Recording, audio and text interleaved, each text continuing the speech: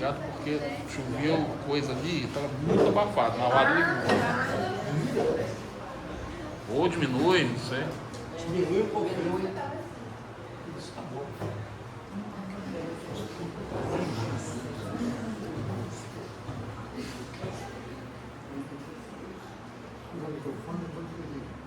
Tá ali. É melhor eu usar o microfone lá no show. Faz diferença?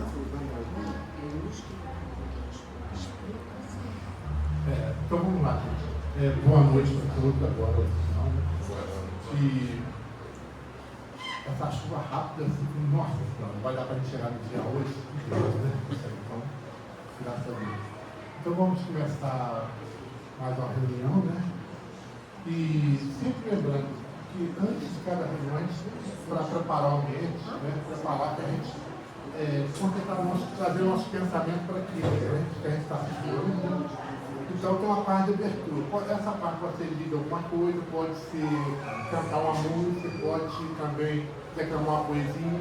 Então eu sempre falo, vamos preparar e treinar poesia para a gente falar aqui, para ser muito bem.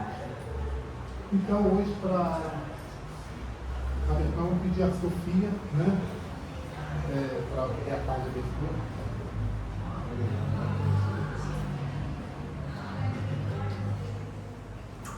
Parentes difíceis. Aceite os parentes difíceis na base da generosidade e da compreensão, na certeza de que as leis de Deus não nos enlaçam uns com os outros sem causa justa.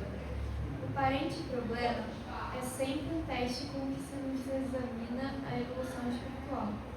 Muitas vezes a criatura complicada que se nos agrega à família traz consigo as marcas de sofrimento ou deficiências que lhe foram impostas por nós mesmos em passadas encarnações. Não exija dos familiares diferentes de você um comportamento igual ao seu, porquanto cada um de nós se caracteriza pelas vantagens ou prejuízos que acumulamos na própria alma.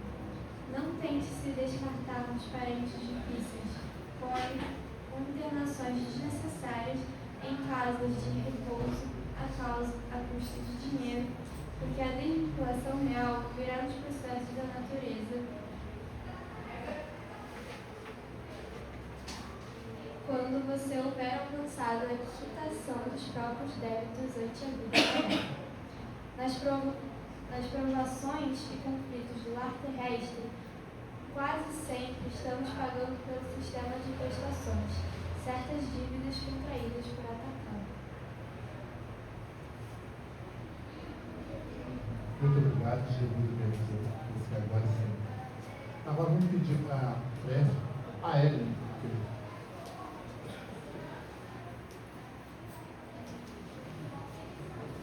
Boa noite a todos. Vamos fechar nossos olhos, levar o nosso pensamento a Jesus e pedir que hoje podemos se conectar mais à espiritualidade, à nossa casa, esse hospital tão maravilhoso que antes de nós chegarmos aqui já estava tudo preparado para chegar e ter a palestra, que possamos sair melhor e que chegamos aqui hoje. Que assim seja. Bem, hoje nós estamos recebendo um espírito de luz, né? Eita, nós. Ninguém conhece ele, o Ari, né? É um grande trabalhador da doutrina da nossa casa. E hoje, pela primeira vez que eu vou ter oportunidade, ele vem falando comigo, mas para a gente que não tive o prazer de assistir. Né? Então hoje aqui é a primeira vez que eu vou assistir. E você tem até meia-noite para falar. E outra coisa, quem leu a parte da abertura foi a filha dele, que foi parente difícil. Tem alguma coisa a responder sobre isso? Então,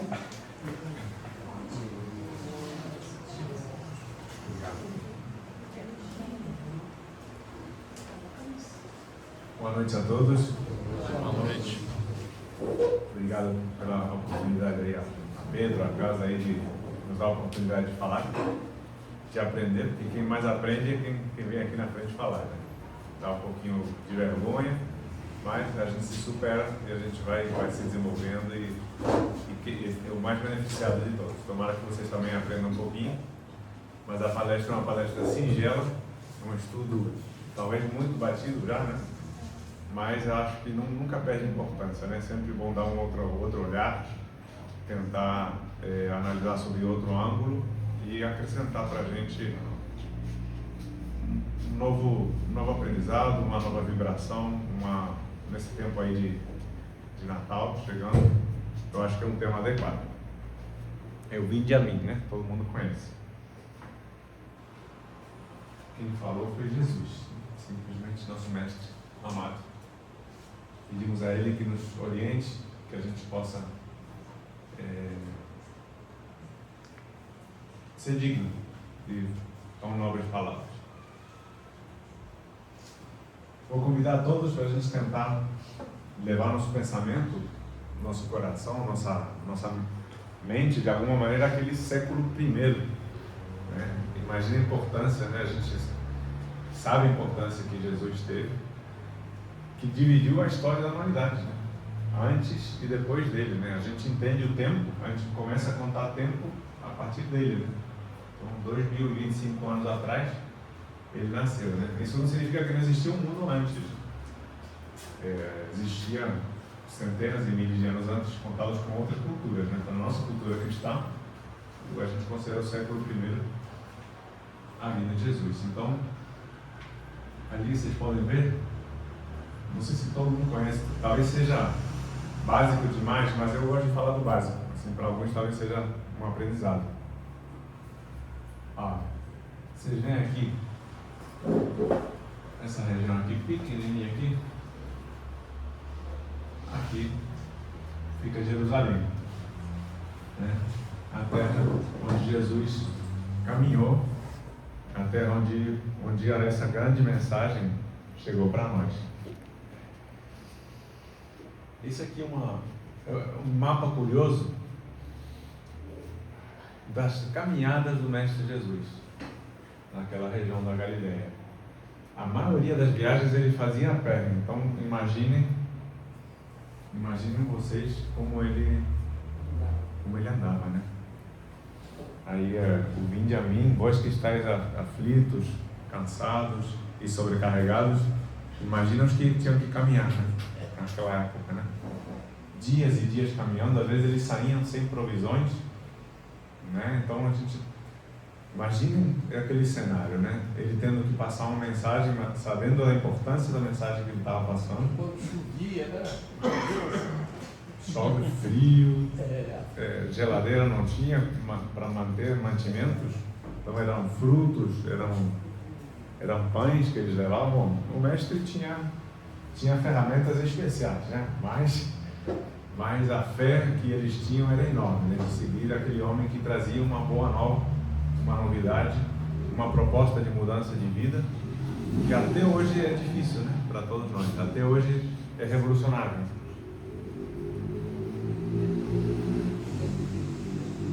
Vai ser interessante, esse é o mapa do Império Romano na época de Jesus. Então era bem aproximado, né? Bem parecido até.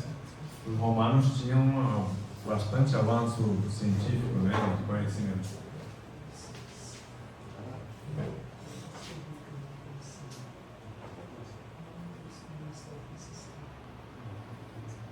E esse mapa atual, né?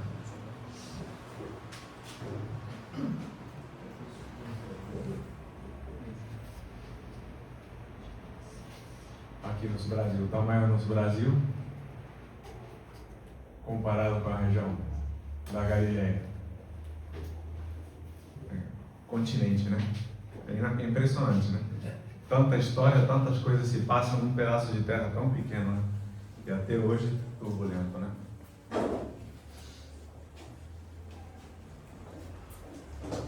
Então, quem nos traz esse Vinde a mim, quem anotou, é o Mateus, né? E Mateus é o discípulo que está no livro, no primeiro livro do Novo Testamento. O discípulo Mateus, ele era um cobrador de impostos. E quando é que ele aceita a mensagem de Jesus? Ele, na tribuna dele cobrando os impostos, Jesus passa e convida a seguir ele. Imaginem vocês a capacidade, que fé, que terreno já devia haver preparado ali para ele dizer, largar tudo e segui-lo, né? Parece que foi um momento assim, de fato, arrebatou ele. Era conhecido como Levi, né? Alguns escritos sugerem que Mateus adotou o nome de Mateus após a conversão a Jesus, após começar a seguir ele. Isso para mim foi novidade no preparo dessa palestra. Não sei se para vocês, mas eu não sabia disso. Então Levi, ou Mateus Levi, deixou seu posto e passou a seguir Jesus, demonstrando grande fé e entrega. Imagina um cobrador de impostos, na época era considerado uma labor corrupta, uma labor extremamente... havia muito preconceito para com os cobradores de impostos. Os judeus eram um povo oprimido pelo Império Romano, pagavam mais impostos do que eles conseguiam arrecadar, então havia uma tensão social muito grande, né? Imaginem vocês agora a maioria desses discípulos compostos de pescadores, de pessoas simples, trabalhadoras, junto com um cobrador de impostos, que estava melhor de vida, tinha uma condição de vida boa, mas o mestre não fazia diferença. Ele não fazia diferença por raça, por status social. Havia, importante era seguir ele e preparar o terreno para a grande missão que ele haveria de preparar para nós, né? Que até hoje ressoa. Bom, qualquer momento vocês queiram parar para fazer um comentário, é só levantar a mão, tá?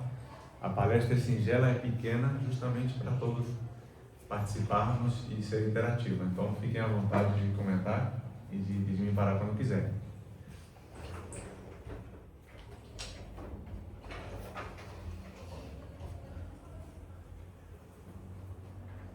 Mateus significa dom de Deus, a palavra, o nome Mateus, né? Presente de Deus ou dádiva de Deus.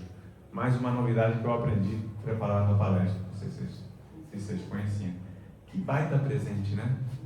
Que baita presente que ele nos trouxe, né? Anotando todas as frases de Jesus, todas as passagens dele. E essa vinde a mim muito especial, né?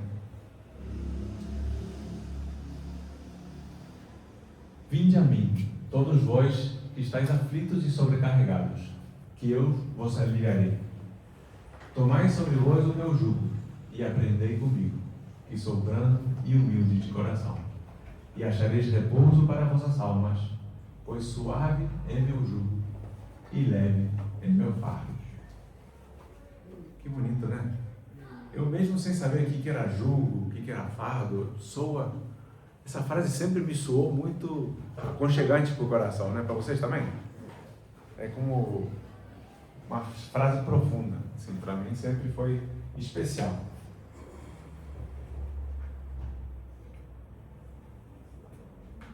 Eu aprendi com o Valcir o que era jugo. Você explicou aí no domingo. Eu não sabia. Vocês todos sabem o que é o jugo? O que significava jugo? Você sabe? Todo mundo sabe, não. Ninguém está falando nada, não se entrega. Então a maioria deve saber. O jugo era esse aqui, ó. A carga, né? O negócio de madeira para botar as cargas e carregar o peso. Que a gente não conhece como canga, né? Canga? Na roça pode ser canga. Canga ou jugo? Não conhecia. É uma madeira que bota em cima de um boi, no outro, e no meio puxa uma corrente para arrastar. É isso aí, né? Então, o jugo dos judeus era pesado, né? Já o povo era oprimido. Então, ele usa palavras e simbologias que para a época eram muito significantes, né? Isso que eu coloco ali. Então, assim, quando ele fala: vinde a mim todos vós que estáis aflitos e sobrecarregados, que eu vos aliviarei. Tomai sobre vós o meu jugo e aprendei comigo, que sou brando e humilde de coração, e acharei repouso para vossas almas, pois suave é o meu jugo e leve é o meu fardo. Então, o trabalho que ele propõe é suave, apesar de parecer muito difícil, e é muito difícil.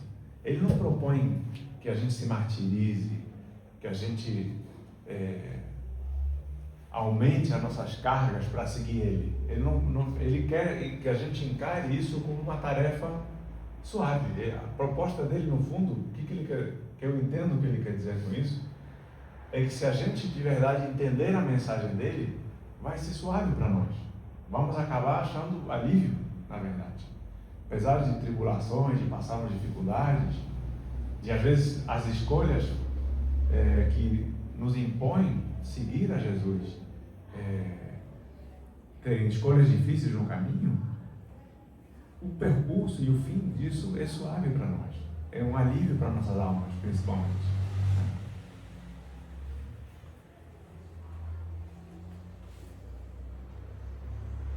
E o fardo? O que significa o fardo? Alguém se arrisca aí a me ajudar? A minha carga, né? É o peso. E é pesado ou é leve o peso que Jesus propõe? O peso dele? Depende do nosso comportamento. A gente já tem um fardo pesado, né? Nosso comportamento em geral, se não é pesado, já foi pesado. A maioria de nós passa por um período que o fardo é pesado. Mas o fardo de Jesus é leve, né? Por quê? Porque ele está leve, ele está pleno. É o Espírito de luz, é o Espírito perfeito. Ele se acha pleno de si, não tem carga, é transparente. Aquilo ele é amor, simplesmente amor. E ele propõe que a gente siga esse exemplo.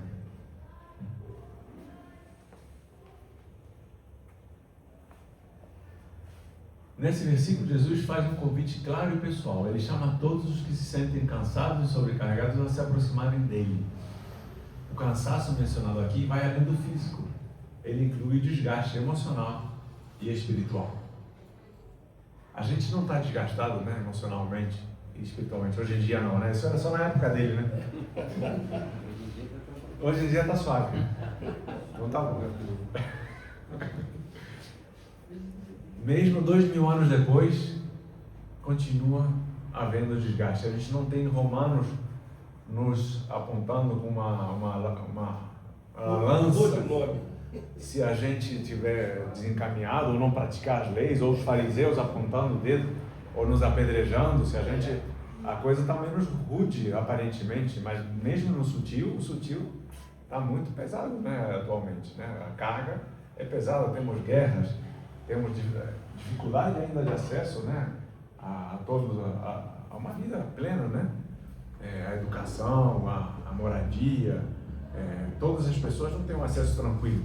Então o mundo atual ainda é um mundo de muitos desafios, né? E emocionalmente é ao mesmo tempo. Houve uma evolução, vocês acham, do tempo de Jesus para cá? Você considera que houve? Eu também. Uma grande... Muita evolução. Muita evolução, né? A gente olha assim, todo mundo fala, mas está piorando. Né? Você escuta isso frequentemente? Todo mundo fala, não, está piorando.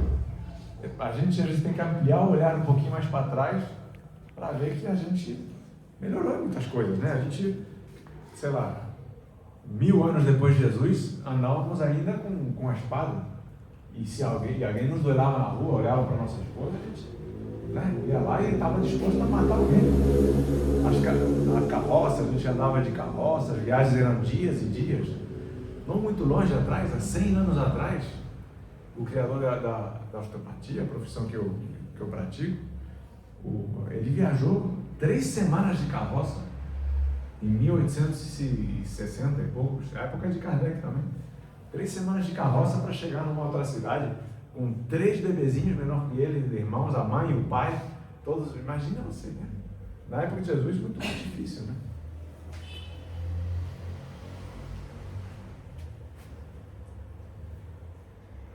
E aqui tem um ensinamento oculto, né? Tentar destrinchar um pouquinho dessa presença de Mateus no meio dos discípulos, né? Trazendo para os dias atuais para a gente.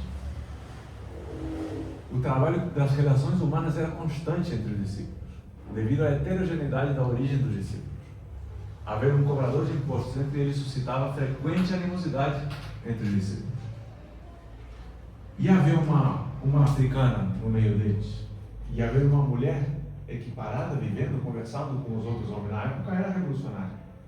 Mulheres não faziam parte do convívio com os homens normal, do bate-papo. Jesus propunha isso, uma mudança radical, e era mal visto. Era mal visto. E mais uma vez, a gente não precisa ir muito longe.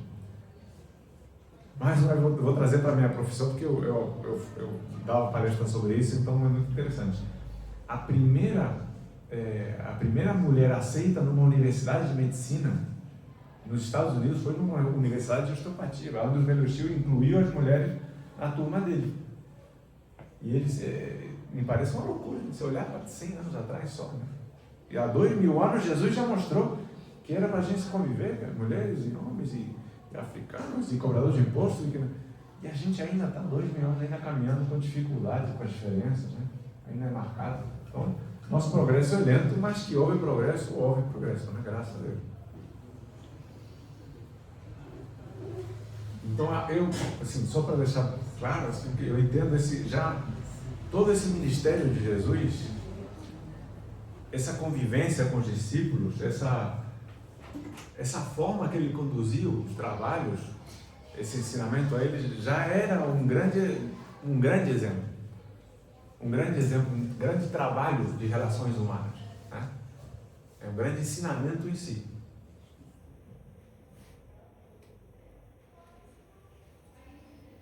E aí convido a todos vocês. Tem algum Mateus no meio de vocês? Né? Na turminha, no colégio? Não estou falando explicitamente de Mateus, não. Meninas. Mas temos Mateus, né? Temos o político, ou o policial, ou o parente transviado no crime, ou certamente todas as famílias têm. Algum colega de trabalho, algum parente, que todos tendem a apontar o dedo, né? E a gente até hoje, né? Se bobear, a gente segue os outros, né? Se a gente não tem a coragem de Jesus, fala, não, peraí. A gente tem que estar atento, vigilante no dia a dia. A gente estar alerta. Porque as oportunidades nos aparecem todos os dias. Né? A gente tem a oportunidade de trabalhar todos os dias. No vinde a mim. Né? Na proposta de Jesus. Acredito que Jesus não propõe a gente, da noite para o dia, nascer perfeitos. Né? Mas nas pequenas coisas, né? Na forma que a gente fala em casa, na forma, principalmente em casa, a caridade começa em casa. Posso dizer uma coisa? Por favor, Wallace. Estou querendo que vocês participem. Você vai acabar a palestra, a gente vai fazer por passo já. O que eu vejo muito ultimamente, não sei como é que está presencial, como é que as pessoas se tratam assim, mas na rede social é muito pesado. Questão de evolução. Não, eu acho que questão de um querer ser melhor do que o outro, quando tem uma notícia, você faz um comentário assim, meio preconceituoso. E eu acho que está muito lento, como você falou. Sem dúvida, você falou uma coisa muito atual, Wallace. Não porque é mais sutil, é menos brabo, menos sério, né? Menos intenso. Né? Atualmente a gente está vivendo tempos que o preconceito ganha contornos midiáticos. Né? As pessoas têm uma vida virtual, as pessoas ali falam o que querem e acham que vai desligar e vai embora. Né? As leis pouco a pouco estão se adaptando à nova realidade de vida virtual, né? Que a pessoa possa assumir responsabilidade pelo que diz, né? Isso tudo é novo para a sociedade. Vamos achar um caminho que a gente não perca a liberdade, mas ao mesmo tempo também não exerça essa liberdade de maneira que seja irresponsável com o próximo, né? Então você falou uma coisa, parece que piora, né, Wallace? Mas eu acho que, infelizmente, é o ser humano ali se manifestando livremente, né? É porque na escolinha às vezes vai apanhar. Eu acho que ele fala coisas na internet que não teria coragem de falar pessoalmente. Por exemplo, as pessoas dão um cabo solto ao que vem à cabeça, né? Tem muita gente ainda irresponsável, né? Muitos ainda não despertaram, né? Para uma vida mais conscienciosa, pensar no próximo.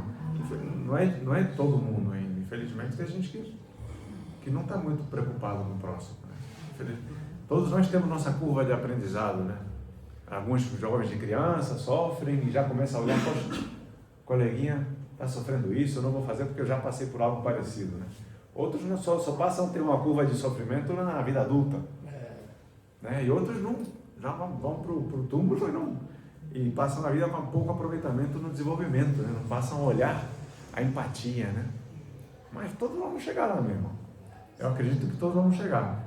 Um dia, e não sei quanto vai demorar, mas eu acho que daqui a uns tempos, mais da metade da humanidade vai ter empatia. Isso é o mundo de regenerações que a gente espera, que a gente lê, né, na doutrina, né? Existe um mundo de regeneração em preparação, que já tá começando a se manifestar. Mas, só uma coisa, mas na internet a gente vê que tem muita gente, ela é muito boa, ela é positiva, que uma campanha atinge muito, talvez o planeta todo, quer dizer, então ajuda. Então a internet ela é extremamente necessária hoje para nós e ela traz muito bem, né? Então essa pequena falha, né, que ainda tem, mas isso não atrapalha tanto o que ajuda, né? Às vezes vou dar um exemplo, precisando doar sangue, órgão, quer dizer, né, e outras coisas, né? Alimento, né? Uma tragédia, quer dizer, aquilo ali rapidinho consegue tudo. Sem dúvida, Pedro, você falou bem. A gente fala uma coisa negativa e esquece de salientar o positivo. Eu acredito também no que você está falando. A internet traz muita mais potência positiva do que os desafios negativos que ela traz. Tanto é assim que dizem que não são reveladas à humanidade as coisas que não têm moralidade para exercer, né? Então as tecnologias, os avanços científicos, avanços médicos, eles são de acordo com o nosso avanço moral, ou mais ou menos de acordo, né? A gente escorrega um pouquinho, mas a gente pode usar para coisas muito positivas na internet, né? E a inteligência artificial que está aí, está na porta já, se né? fala de inteligência, avança a inteligência, mas a moral não. A moral vai atrás, que eu acho, do meu ponto de vista. Ela não acompanha, porque a moral é Cristo. Eu acho que se dá como o crescimento dos ossos no ser humano. Uma criança não cresce, o fêmur, ele não cresce igual os dois ao mesmo tempo. Cresce um pouquinho, depois cresce o outro. Cresce um pouquinho, depois cresce o outro. Existe um ritmo aí dentro da criação, da perfeição de Deus, que a gente não entende totalmente, mas Pode ter um espaçamento muito grande entre um e outro. eu acho que há um determinado limite aí. Tem um limite, chega numa hora que O outro tem que evoluir também. E aí é brecado, de fato, eu acho que a espiritualidade é a maior breca determinadas coisas que a o gente... intelectual vem antes. O intelectual vem antes. O moral Vai indo. depois. Não, o intelectual vem porque todo mundo dá preferência e, claro, conspira a favor do intelectual. Mas o moral, eu vejo que ainda está um pouco devendo. O intelectual tem que vir antes para a pessoa poder compreender o que é a moral, o que é o bem, o que é o mal. Então o intelectual sempre vem antes, só que se chegar num ponto que avança demais no intelectual, demais, e o moral ficar para trás, aquele intelectual vai ser brecado para a pessoa poder aumentar um pouco a moral. Não pode ter um espaçamento muito grande nisso. É por isso que tem os degredos, é por isso que tem as transições planetárias, justamente para a pessoa. O cara está num planeta que tem ciência, tem tecnologia, ele pode aprimorar a moral, o intelecto dele mais ainda, mas a moral está lá embaixo. Então ele vai para um planeta primitivo, que é mais difícil de aprimorar a moral, mas o intelecto, mas vai ter que aprimorar a moral. Não, mas exatamente. Eu digo, aqui nesse plano, né, existe ainda um desequilíbrio. Mas Por que eu digo? Mas até é bom às vezes que venha o intelectual, Não, tem porque sim. ele obriga. Ontem participei de uma convenção e hoje outra sobre inteligência artificial. O que está acontecendo? O cara que hoje não tem e é extremamente analfabeto, ele tem que ir, ou vai. Porque a inteligência hoje, artificial, vai puxar essa gente. Ou senão ele vai A ficar. gente vai lidar com ela, quer queira, quer não. Exatamente. Ela vai estar no Tem que se sistema. adaptar. E isso também vai trazer um monte de consequências morais. Tá? Então, é isso, uma coisa puxa a outra. Eu ia fazer esse comentário, puxando o gancho do Robert e o teu, para tentar entrar num consenso no que vocês dois estão dizendo. Acho que eles estão falando a mesma coisa, mais ou menos. Só que assim, a inteligência artificial, hoje você liga aqui, eu estava preparando a palestra, e aí me dá a opção. Quer que a inteligência artificial verifique para você o que tem? Então já está. Uma pessoa que não tenha conhecimento sobre isso, já pega o celular, bota no Google, a inteligência artificial já faz um mapeamento daquelas informações todas e vai buscar em diversas fontes aquele material e vai te entregar. Então já está aí. Agora, tomara que a gente use para o bem mais do que para o mal. Agora, só para tentar dar um pouco de razão ao que o Robert falou, como é que é hoje procurar informação? A gente olhar 50 anos, não precisa ser 100, 50 ou 30 anos atrás. Hoje a gente forma uma profissão mais barata. De casa, se eu tenho um problema de locomoção, eu tenho um problema de acesso a uma universidade grande, não posso estudar, não. De casa, eu aprendo uma profissão hoje. Então, assim, a evolução ela é franca. Então, uma pessoa que queira aprender, está no celular, não precisa nem de computador mais, está no celular. Não. E o celular hoje é caro, mas tem uns mais acessíveis. Então, realmente, a gente pode aproveitar isso para ver uma revolução moral e na forma que a gente se organiza na humanidade. Porque mais pessoas com mais conhecimento podem fazer coisas mais significantes, ter uma vida mais plena, se sentir melhor, ter recursos, né? Ter recursos para isso, ter uma vida mais... Fala, meu amigo Lancito. Talvez o intelectual ele esteja mais pro alto hoje, ou seja, seja mais utilizado porque ele está ligado à vaidade.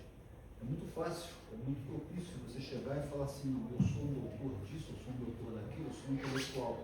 Beleza, todo mundo bate palma. Só que a moral, ela exige uma coisa que poucos de nós querem fazer, é a renúncia. A moral exige que você renuncie a todos os defeitos que você já traz de encarnações passadas. Então você quer o quê? Sempre estar. Tudo bem, existem aspas, mas todo mundo quer, na maioria das vezes, que está se sobrepondo ao outro, principalmente no campo de trabalho. É muito mais legal para o cara dizer eu sou, do que ele dizer assim, eu estou aprendendo.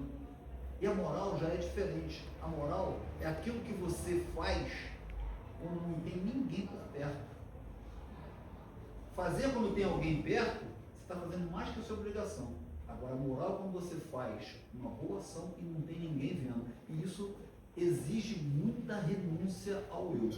Talvez por isso a humanidade ainda dá muito mais valor ao intelectual, como diz o Robert. São as máscaras sociais, né? A gente aprende a botar máscaras desde que a gente nasce. Primeiro, para ganhar o amor de mãe e pai, é instintivo, né? A gente cria estratégias para ter o amor de pai e mãe. Aí vai criando uma máscara de personalidade. Aí cada um desenvolve a sua. Aí na sociedade, como eu existo, eu sou, eu funciono, eu tenho o ego, né? A gente é necessário para sobreviver. Aí tem a profissão, tem cada um se coloca no mundo de alguma maneira e precisa sentir aquilo. Mas na hora que entra na moral, realmente, é o trabalho interno. Né? Você com você mesmo, onde você... Isso a gente vai fazer uma dinâmica aqui, se vocês aceitarem a ideia. Onde que eu posso melhorar? Onde esse vinde a mim está na minha vida? Mas eu ali comigo mesmo e com Deus. Não é o que eu pareço como fisioterapeuta, como isso.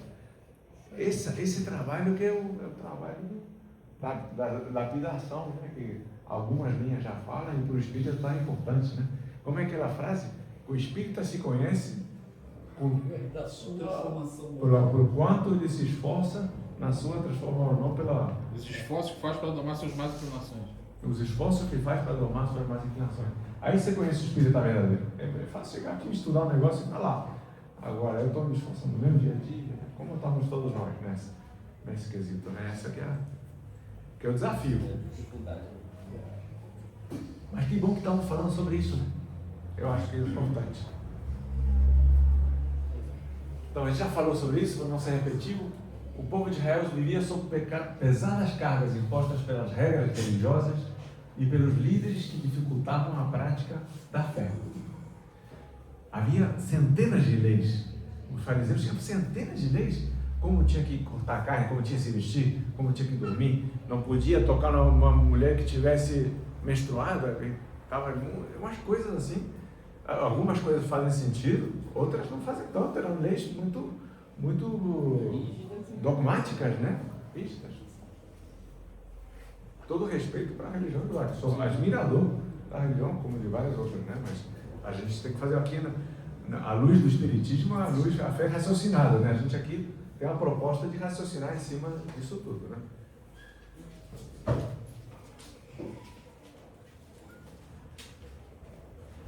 Jesus então se apresenta como o único capaz de oferecer um descanso verdadeiro, que atinge o interior da alma.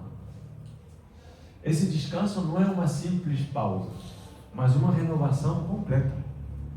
Ele promete alívio para aqueles que reconhecem suas próprias limitações e escolhem depositar suas cargas em suas mãos.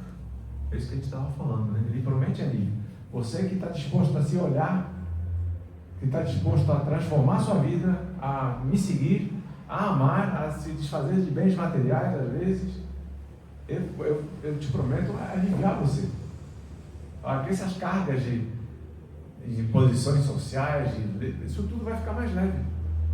Mas exige coragem. Exige coragem. E não é uma coisa assim também, imediata, né? Cada um tem o seu processo. Esse processo demora milhares de anos às vezes, né?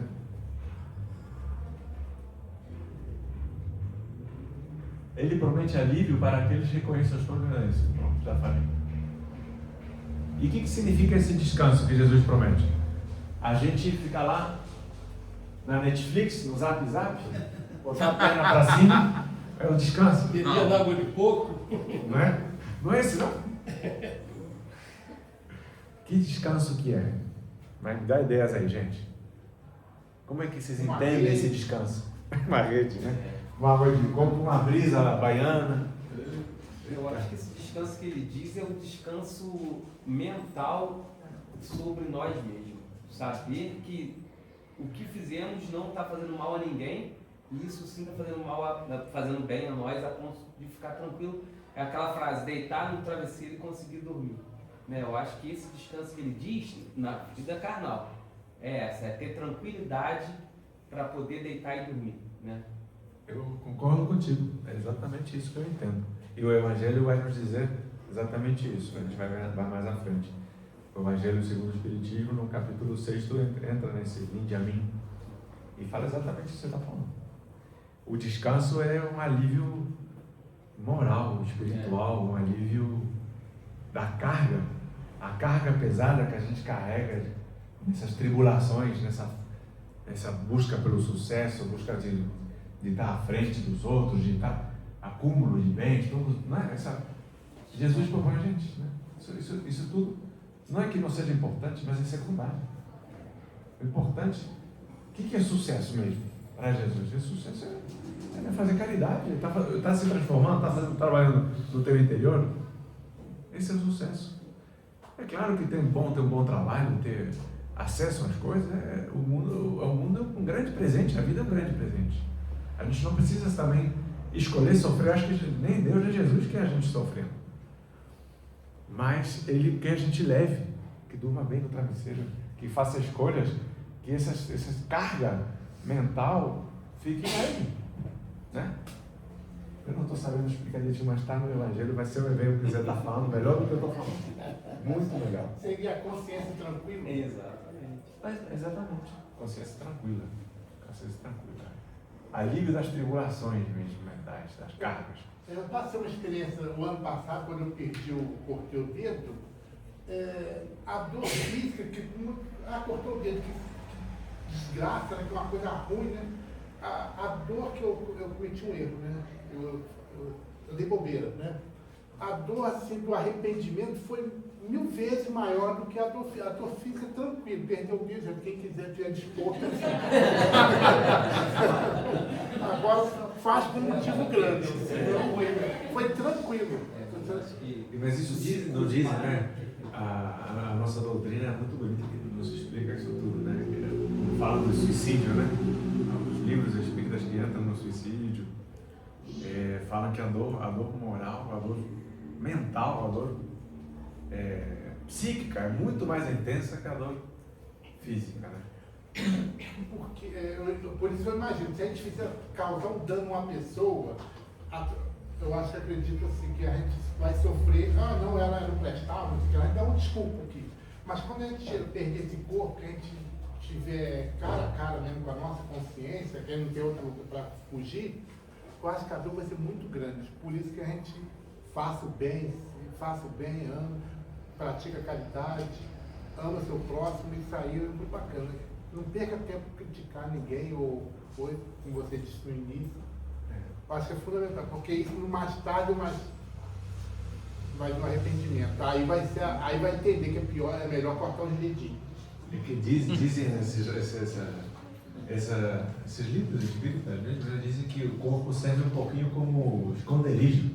É como se fosse uma coisa que a sensação corpórea permite frear um pouco a força da sensação psíquica, né, espiritual. E aí vem muito mais à tona quando a gente perde o corpo, né? Então dizem que o processo de desencarnação fica mais os nossos feitos, seja bom, seja ruim. Nosso estado de consciência, que a gente passa a viver o estado mental, não o estado físico. Né? É exatamente isso que você falou. É bacana, tem um lado bom e positivo. Se a gente ama uma pessoa aqui muito, chega lá e esse amor vai. Agora, se a gente tem um ódio de uma pessoa assim, chega lá. As coisas se amplificam muito. Né?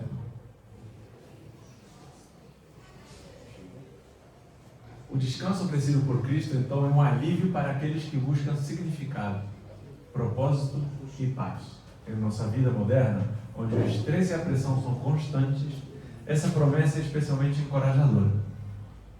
Quando aceitamos o convite de Jesus, encontramos não apenas descanso, mas um novo sentido para o viver, baseados em sua graça e amor. Isso tudo que a gente está conversando. Aqui uma brincadeirinha, um pequeno paralelo. O que significa sucesso para a nossa sociedade moderna? Carrão elétrico, moderno, a gente sozinho dirigindo um bicho possante. Essa é a imagem de sucesso para todos nós? Não. Para que estamos aqui, talvez menos, né? Um pouquinho lá do lado da gente ainda talvez, né? Mas para a sociedade maciça, ainda é a imagem de sucesso. A pessoa atingir bens materiais, para poder botar um vídeo na internet, né? Um carrão, isso é sucesso. E aí uma pessoa sozinha vai estar feliz, essa felicidade que o Pedro estava falando. Vai estar feliz lá dentro, se desencarna num carrão desse a 300 km. Vai desencarnar, vai levar o carrão para lá, né? Vai lá pro nosso lar, vai chegar lá. De carrão. Eu acho que não. Acho que não chega o carro. Acho que é capaz de nem passar na porta, né? Dependendo do que traz na mente, é capaz de nem passar os portões vibracionais, né? E os portões lá são vibracionais, né? E esse aqui tem um fusquinha, um carrinho simples, não, tá com a família, com a esposa tocando violão, correu riscos, não formou uma família, mas talvez esteja, assim, não dá para generalizar, mas estou um exemplo bobo para a gente pensar o que a gente está conversando, né? Às vezes a gente se relacionar é difícil, né? Construir família é difícil, você ceder, o outro é diferente, pensa diferente. Criar família, então, criar filhos, para mim é a melhor coisa do mundo, são meus maiores presentes que Deus me deu. Mas não é fácil. Não é fácil. A mulher que pensa de um jeito, você pensa de outro. Você tem que educar assim, tem que educar. É uma grande oportunidade de crescimento todos os dias, né? De a gente se questionar e crescer, né? Quem está afim, né? Porque quem não está afim de crescer, em geral, o embate leva a separações, né? Mas isso é um exemplozinho. Ali é positivo do Fusca ali? Esse do Fusca é o positivo, é que não necessariamente o do carrão. Se não for presente. Ele toca violão direito ou não? Não sei.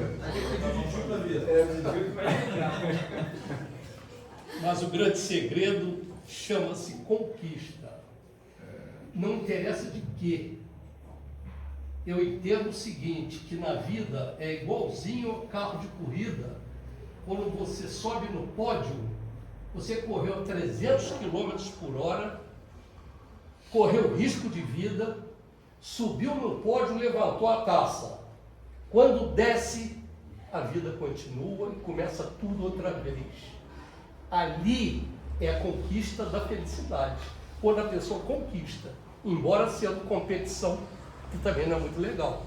Mas eu acho que a conquista na vida... Seja então a nível de formar uma família, uma profissão, com certeza. seja conquistar a presidência de uma empresa. Produto aí, que coisa linda, né? É isso aí. Isso é a cada nível, a cada cultura, claro, a cada sociedade, tudo. a cada pessoa tem um universo, né? Eu no outro dia mostrando o Leonardo DiCaprio num iate, que ele tem aqueles iates gigantescos, mas ele tava com uma cara assim, uma cara feia. O pessoal falou, como é que pode o cara no iate desse com uma cara feia dessa? Tava os fotógrafos aí enchendo a paciência dele, né? Não. Ou é o preço do combustível, né? Ou tava de ressaca, né? O pessoal das artes aí gosta muito de bebida, essas coisas, né? Fazendo quilo. Enfim, vamos seguir. Agora chegou o momento da gente fazer essa reflexãozinha, ó. Que a gente propõe. Já estamos nela, a gente já está falando sobre isso. Agora eu vou propor um minutinho só para fechar os olhinhos. Já estou abaixar a luz um pouquinho, deixa perto do controle, gente. Ali atrás. Um minutinho só. E refletir em que aspectos da nossa vida podemos aceitar o vinde a mim de Jesus. Um minutinho eu vou sentar também. E convido todos a trazer a imagem do Mestre aos corações de vocês e levar o pensamento a Jesus. E pensar no dia de vocês, no dia a dia, no trabalho, na família, na vida com vocês mesmos. Em que aspecto vocês podem aceitar o vinde a mim?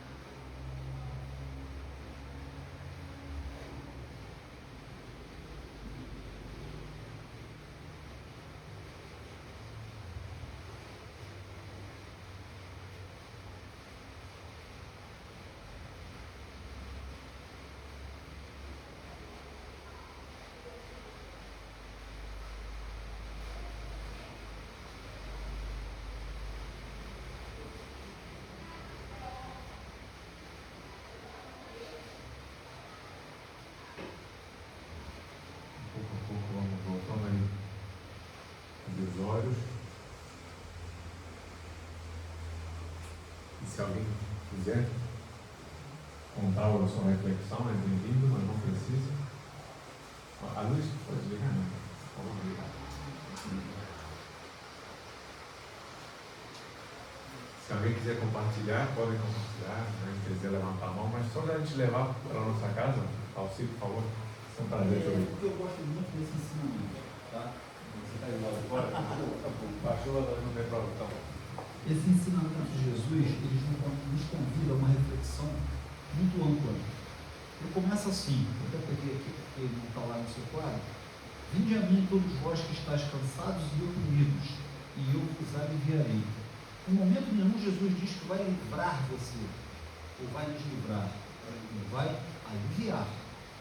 Se fosse para os dias de hoje, Jesus tivesse colocado isso lá no Instagram, 1 bilhão de pessoas ia curtir, pô, hashtag Jesus é o cara, que bacana, que legal, show. Aí depois ele vem com a segunda parte, e a segunda parte é que nos chama a uma análise consciencial. Tomai sobre vós o meu jugo e aprendei de mim, que sou manso e humilde de coração, e encontrareis descanso para vossas almas. Quem é que está disposto a seguir em frente, procurando ser manso e humilde? Essa é a reflexão que todos nós temos que fazer. Até onde nós conseguimos colocar os nossos pés para nos transformarmos em pessoas mansas e humildes? Porque a ajuda de Jesus todo mundo quer. Mas quando ele diz, tomai sobre vós o meu jugo. Como ser manso sem ser tolo, né? Esse é o grande... Sem ser otário. Exatamente, exatamente. Acho que essa é a grande reflexão que a gente tem que levar. Como é que a gente pode ser manso, ser humilde, sem ser tolo? Obrigado. Alguém mais quer falar? Mas é isso mesmo. Mas requer uma análise na vida íntima de cada um de nós.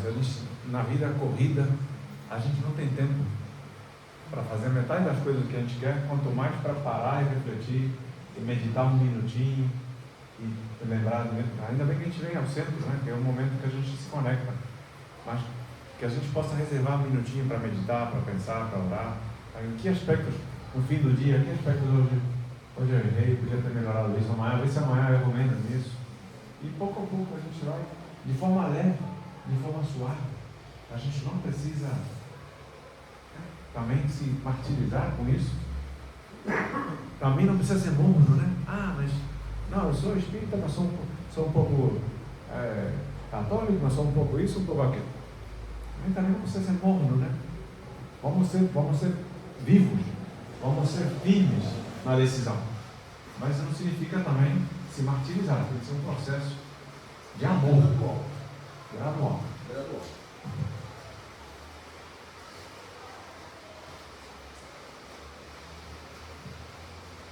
E na proximidade do Natal, como a gente falou, né? Eu vou transportar essa reflexão do vinde a mim nas nossas vidas, no vinde a mim no Natal, né? Como é que cada um de nós passa o Natal? Não sei se vocês têm a sorte de ter famílias espíritas, que todo mundo senta, faz uma prece, lembra de Jesus. Eu, apesar de ter sido criado no catolicismo, né?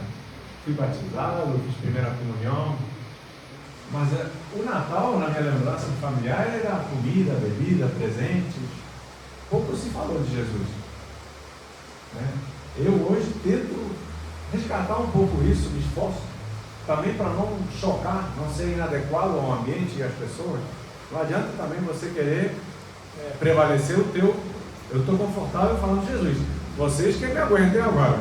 Agora sou espírita de carteirinha. Também essa posição não é bacana, né? Mas de maneira sutil, que a gente possa, né, tentar, vamos fazer uma oração, ou ler alguma coisa. Cada um de nossas famílias, eu acho bacana, eu acho importante. E dizem alguns escritos que Jesus se volta para a terra nessa época que é celebrado o nascimento dele. Dizem que ele se aproxima da terra. Não sei se isso é verdade ou não, mas foram fontes confiáveis que eu li.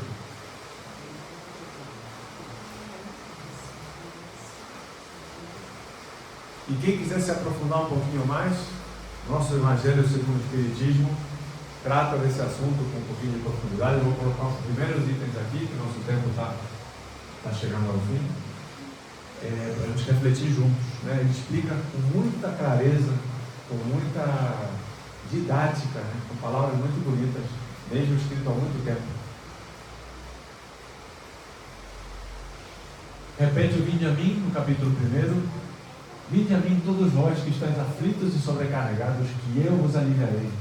Tomai sobre vós o meu jugo e aprendei comigo, que sou brando e humilde de coração, e achareis repouso para vossas almas, pois é suave o meu jugo e leve o meu fardo. Todos os sofrimentos, misérias, decepções, dores físicas, perda de seres amados, encontram consolação em a fé no futuro, em a confiança na justiça de Deus, que o Cristo veio ensinar aos homens, sobre aquele que, ao contrário, nada espera após esta vida, ou que simplesmente duvida. As aflições caem em todo o seu peso, e nenhuma esperança lhe mitiva o amargor. Foi isso que levou Jesus a dizer: vinde a mim, todos vós que estáis fatigados, que eu vos aliviarei. Entretanto, faz depender de uma condição a sua assistência e felicidade que promete aos aflitos. Essa condição está na lei por ele ensinada. Seu jugo é a observância dessa lei, mas esse jugo é leve e a lei é suave, pois que apenas impõe como dever o amor e a caridade.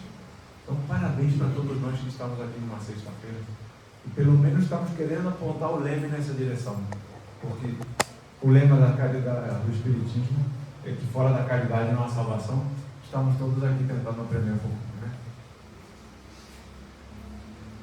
No item 3, ainda no capítulo 6 do Evangelho: se me amais, guardai os meus mandamentos, e eu rogarei ao Pai, e ele vos enviará outro Consolador, a fim de que fique eternamente convosco. O Espírito de verdade, que o mundo não pode receber, porque o não vê e absolutamente não o conhece. Mas quanto a vós, conhecê-lo-eis, porque ficará convosco e estará em vós. Porém, o Consolador, que é o Santo Espírito, que meu Pai enviará em meu nome, vos ensinará todas as coisas e vos fará recordar tudo o que vos tenho dito. Então, João, no capítulo 14, capítulo 14, 15, versículos 16, 15, 17 e 26, ele explana, ou ele faz essa profecia, de que vai nos lembrar repetidas vezes. Muitos querem acreditar que a doutrina espírita é essa revelação, esse Consolador prometido. Seja isso ou não seja, ele tem nos lembrado de diversas maneiras, até em diversas religiões, em várias partes do mundo. Deus não nos desampara, né? Nos faz lembrar dessas verdades eternas. E queria, se desse, botar a palavra do Padre Emerson. Não sei se vocês se incomodam com isso, espero que não, mas temos um minutinho, vai demorar, talvez. Ô, Leite, você controla o tempo. Pode passar um minutinho até meia-noite? Com certeza. Até amanhã. Só tem que fazer a conexão aqui para. Porque o Padre Emerson ele é um padre que bota todo dia na internet. Todo dia ele tem uma palavra sobre o Evangelho. E acho que caiu. Eu vi hoje de manhã e falei: eu vou fazer uma pequena aula de rebeldia, vou botar um padre para falar no Santo Espírito. Legal. Aí, se vocês curtirem. Somos irmãos. Não sei como é que eu vou fazer aparecer esse bicho aqui. Eu tentei e não funcionou. Vamos ver. Aqui tem internet, não tem? Tem. Já está conectado esse computador, tá? Tá. Vamos fazer a mágica.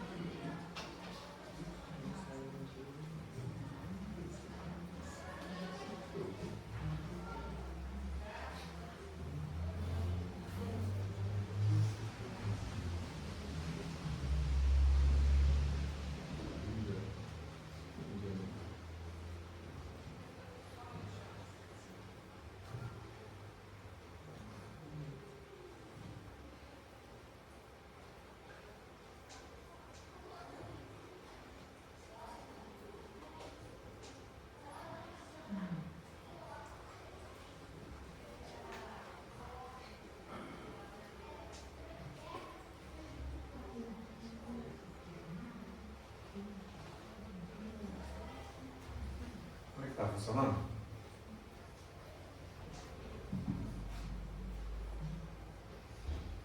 Mais um minutinho.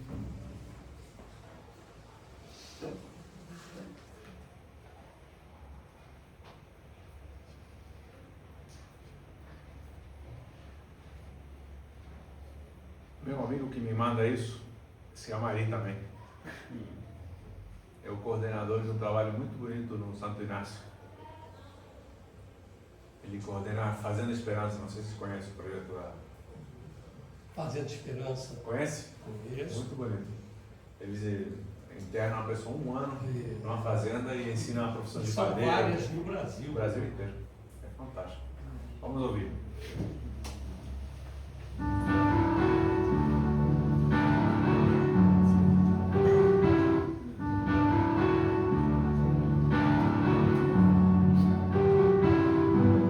As minhas palavras não vão te passar. Palavra do dia desta sexta-feira, meu irmão e minha irmã. Nos dá a certeza, tudo passa. Chegará um momento que nos sobrará pedra sobre pedras, mas a palavra de Deus não passará. A palavra de Deus permanece, edifica, sustenta. A palavra de Deus nos liga à eternidade, nos conduz à eternidade. E às vezes nós confiamos naquilo que passa, às vezes nós buscamos a fortaleza naquilo que acaba, às vezes nós buscamos a nossa segurança de uma maneira momentânea, às vezes corremos atrás de alívios imediatos, na pressa, na ansiedade de solucionar os nossos problemas. Mas é a palavra de Deus que nos sustenta. É na palavra que eu encontro discernimento, é na palavra que eu encontro sabedoria. A palavra é a rocha que sustenta, que pode cair mil à minha direita, 10.000 à minha esquerda. Mas a vivência da palavra, colocar a palavra em prática, ela faz com que eu permaneça em pé. É que às vezes, com sinceridade, nós tomamos aquele chazinho do Jacobão. Conhece? Parece que está tudo tranquilo, parece que eu já superei, que eu não tenho necessidade.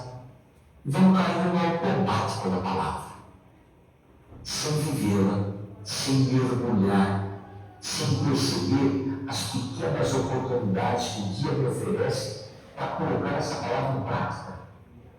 E aí, esta eternidade, gotas de paraíso, nós vamos vivendo um sorriso, num bom dia, num cafezinho, nos pequenos encontros do cotidiano. E a palavra vai nos edificando essa peregrinação para a eternidade. Então eu não sei onde você está colocando a tua confiança, não sei onde está a tua esperança. Mas não perca teu tempo. Tudo passa. Mas a palavra de Deus permanece.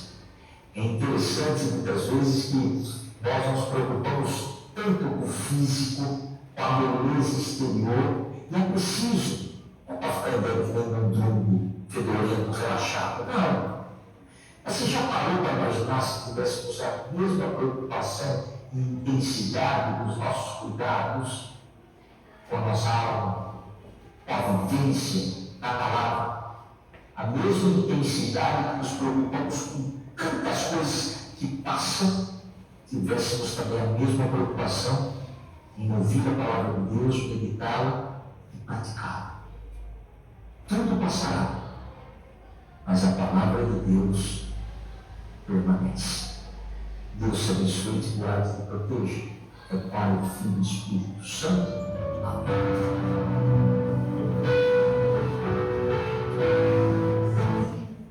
Gente, muito obrigado. Desculpem ter passado 5 minutinhos. Obrigado por aturar. Foi uma alegria estar aqui com vocês hoje, tá? Muita paz. Vamos para o passo.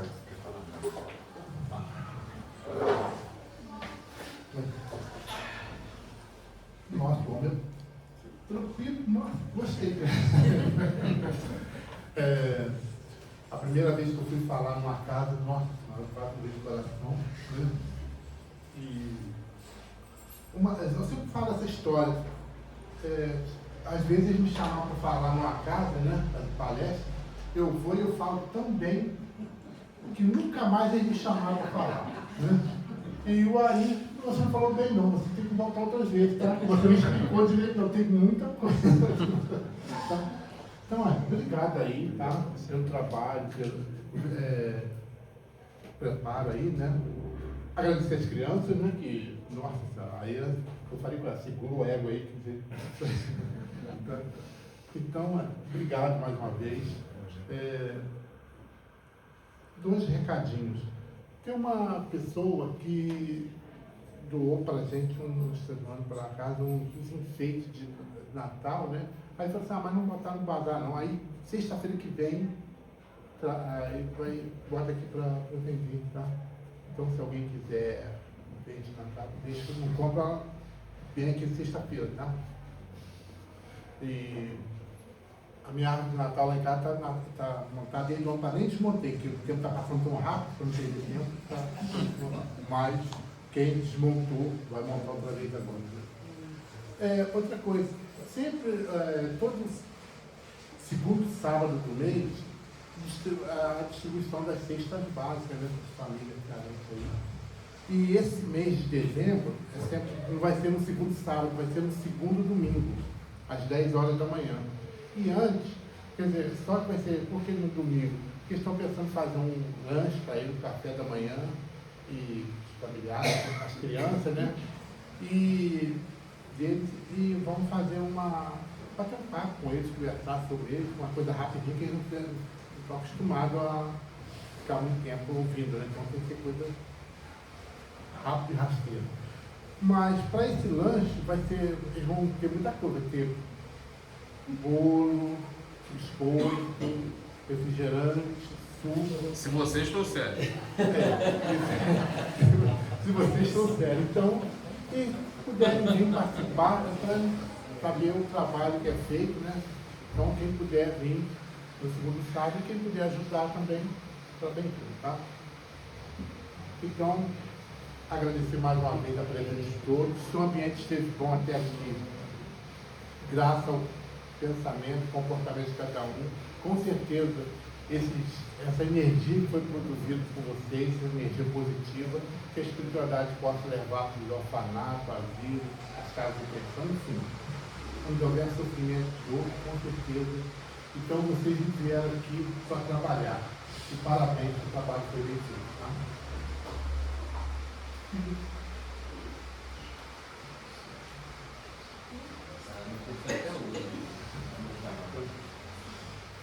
Então vamos fazer a prece. Então, um bom final de semana para todos, tá? Deus abençoe a todos.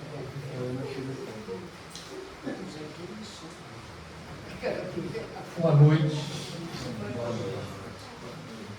Vamos elevar o nosso pensamento ao Mestre, o nosso modelo, nosso guia, que traz o alento para os nossos corações, traz harmonia, tranquilidade, amor.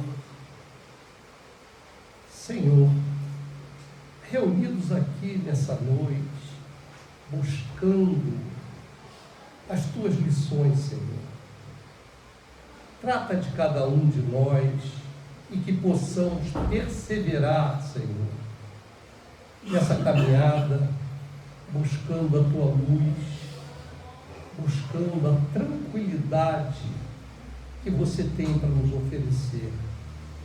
Abençoe, Senhor, aqueles também que não puderam estar aqui e que possamos, Senhor, caminhar, voltar para os nossos lares, levando essas energias, Senhor, para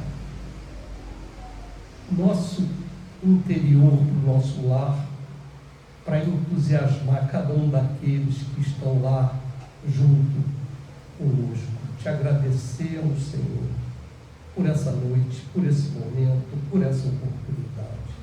Que assim seja, Senhor. Muito obrigado.